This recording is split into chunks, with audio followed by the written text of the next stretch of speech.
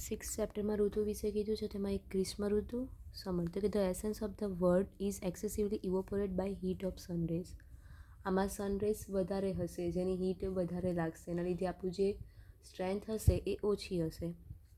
તો એમાં પથ્ય આહાર ને અપથ્ય આહાર શું છે? તો કે પથ્ય આહાર તો કે મધુર ફૂડ્સ એટલે ગળ્યું ખાવું, ઠંડુ ખાવું, પછી લિક્વિડ લેવું, સ્નિગ્ધ ખાવા ખાવું, પછી મેસ ફ્રૂટ્સ વિથ સુગર, ધ્રુત and milk along with rice. આ પથ્ય આહાર થયું.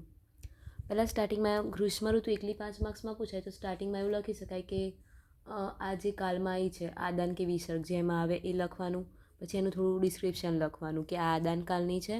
તો એમાં સનરેઝ નોર્થ સાઈડ હોય એટલે આપણી સ્ટ્રેન્થ ઓછી હોય, ડાયજેસ્ટિવ પાવર ઓછું હોય એવું થોડું લખવાનું. પછી ચાલુ કરવાનું. અપથ્ય આહારમાં શું? તો કે લવણ, અમ્લ અને કટુ ઉષ્ણ ફૂડ નહીં ખાવાના. Avoid alcohol. આલ્કોહોલ બી નહીં લેવાનું. પણ જે લોકો દરરોજ લેતા હોય તો એ લોકોને શું કરવાનું કે એકદમ ઓછું લેવાનું આલ્કોહોલ ને પાણી વધારે લેવાનું. તો આ પથ્ય આહાર ને અપથ્ય આહાર થયું. પછી આવે છે પથ્ય વિહાર અને અપથ્ય વિહાર.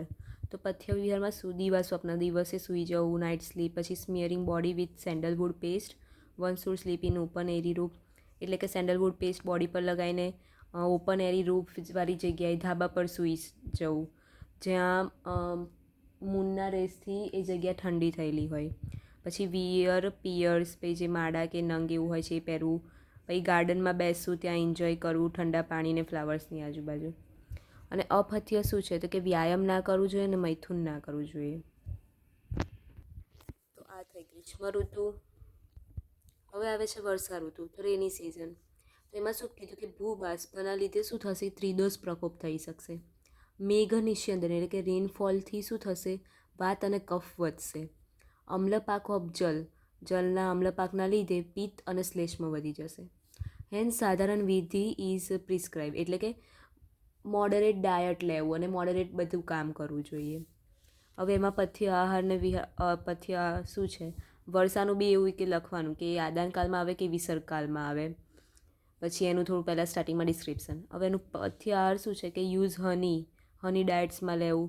પછી drugs are cooler, days are cooler due to rain. Should days cool હશે કેમ કે વરસાદ પડ્યો હશે તો એટલે આપણે અમ્લ અને લવણને સ્નેહવાળું લેવું જેથી વિશેટેડ વાત જે છે એ નોર્મલ આવે.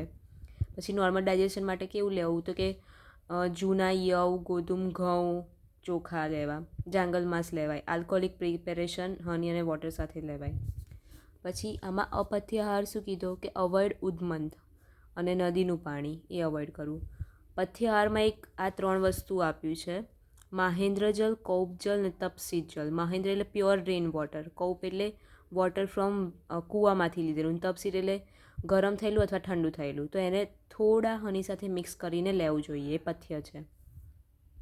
હવે પથ્ય વિહાર શું છે? તો કે ગંડમાલા પહેરવી, પછી મસાજ કરવું, ઉદ્ધવતન બોડી પાવડર મસાજ કરવું, લઘુ અને શુદ્ધ ક્લોથ પહેરવા, સ્નાન કરવું અને અક્લેદી સ્થાનમાં રહેવું એટલે કે જ્યાં હ્યુમિડિટીવાળી જગ્યા ના હોય ત્યાં રહેવું જોઈએ.